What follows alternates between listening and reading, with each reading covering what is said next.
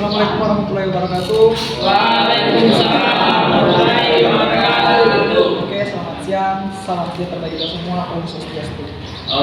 Sebelumnya, Perkenalkan, nama saya Muhammad bin Adrian dengan NIM A42123046 akan mempresentasikan tentang pendidikan di Indonesia dan tantangan dan peluang-peluang. Sebelumnya kita perlu tahu Indonesia adalah salah satu negara kepulauan terbesar yang ada di dunia yang mencakupi 17.000 pulau.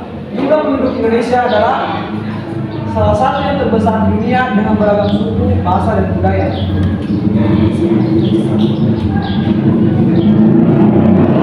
Jika masalah pendidikan, kita perlu mengetahui sejarah-sejarah yang ada di Indonesia. Yang pertama, pendidikan tradisional.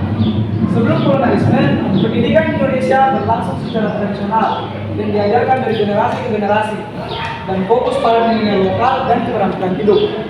Kemudian berevolusi ke masa kolonial Belanda. Pada abad ke-19, Belanda membawa sistem pendidikan yang formal dan bertujuan untuk menghasilkan birokrat pada pemerintah kolonial. Bahasa Belanda menjadi salah satu bahasa utama dalam pendidikan. Kemudian berevolusi kembali menjadi perjuangan kemerdekaan, dan selama perjuangan kemerdekaan, pendidikan digunakan sebagai alat untuk meningkatkan kesadaran nasional dan semangat patriotisme. Lalu pasca kemerdekaan, setelah merdeka, Indonesia membangun sistem pendidikan nasional dengan bahasa Indonesia sebagai bahasa pengantar utama. Pendidikan juga diperluas untuk memajukan seluruh lapisan masyarakat. Lalu bereformasi ke pendidikan. Reformasi pendidikan terus berlanjut untuk meningkatkan kualitas, relevansi kurikulum, dan akses pendidikan di seluruh Indonesia, termasuk pengembangan teknologi dan pembelajaran. Sejarah pendidikan Indonesia mencerminkan perjalanan dari pendidikan tradisional menuju sistem pendidikan yang formal yang terus beradaptasi dengan perkembangan zaman dan kebudayaan masyarakat.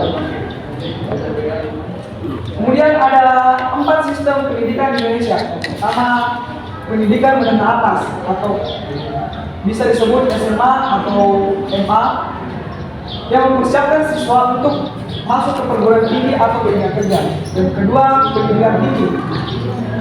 Universitas dan perguruan tinggi menawarkan gelar sarjana, magister, dan doktoral di berbagai institusi ilmu.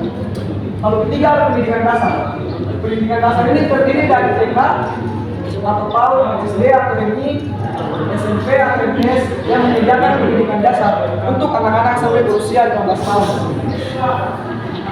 Yang terakhir, pendidikan kejuruan atau biasa disebut SMK yang memberikan keterampilan praktis untuk langsung masuk ke dunia kerja setelah lulus.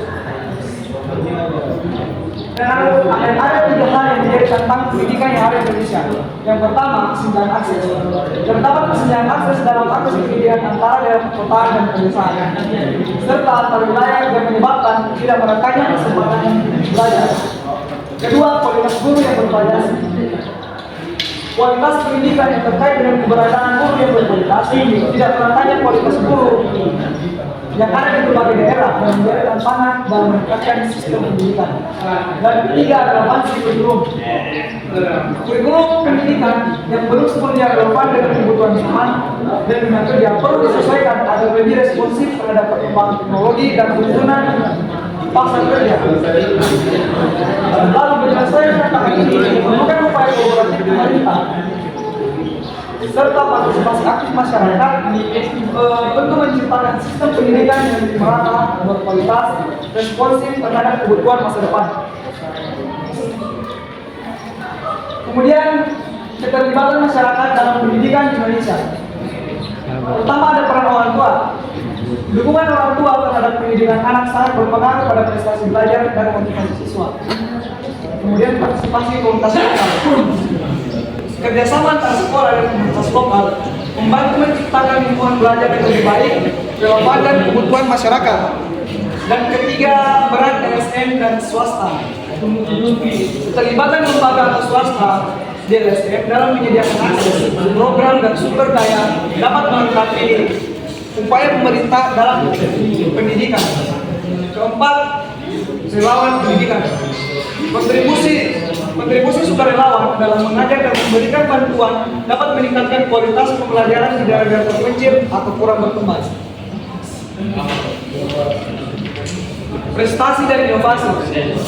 Beberapa prestasi pendidikan terkini di Indonesia, salah satunya kenaikan indeks literasi dan numerasi di berbagai tingkat pendidikan.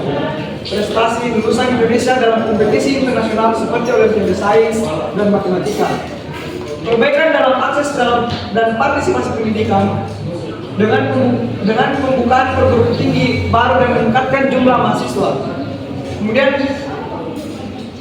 inovasi pendidikan yang patut dicontoh di Indonesia, salah satunya platform pembelajaran digital yang interaktif, program sekolah ramah anak yang mendukung perkembangan holistik, dan kurikulum kontekstual yang relevan dengan kebutuhan lokal siswa.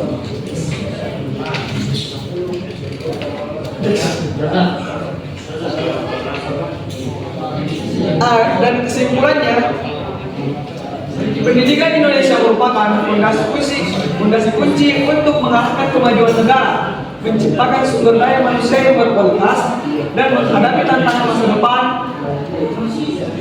Indonesia telah melakukan perjalanan yang signifikan dalam reformasi pendidikan, dari kurikulum hingga akses pendidikan yang lebih merata di seluruh wilayah, dan menciptakan masa depan pendidikan yang lebih baik yang memerlukan keterlibatan semua pihak melalui dari pemerintah, lembaga pendidikan, hingga masyarakat secara keseluruhan, dengan komitmen yang kokoh, kolaborasi yang lebih erat, dan fokus yang tepat.